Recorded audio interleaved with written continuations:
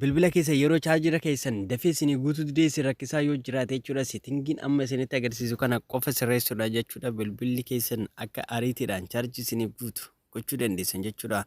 Barumsi kun yoo isinitti tole laayikii gochuu hin dagatinaa. Kara barumsatti haa ceenu.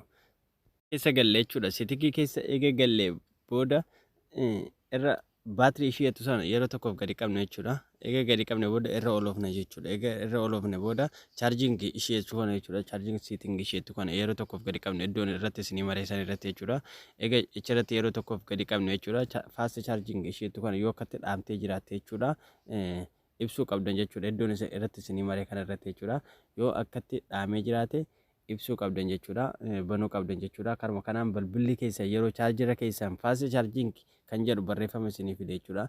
Yoo barreeffama kana isinii kan fidu yoo ta'e jechuudha. Bilbilli keessan yeroo chaarjira keessan dafee isinii guutaa. Karuma kanaan sirreeffachuu dandeessan jechuudha. Yoo tippiin kun isinitti tole laayik gochuu hin dagatinaa. Akkasuma hiriyaa keessaniif illee sheer gochuu hin dagatinaadha.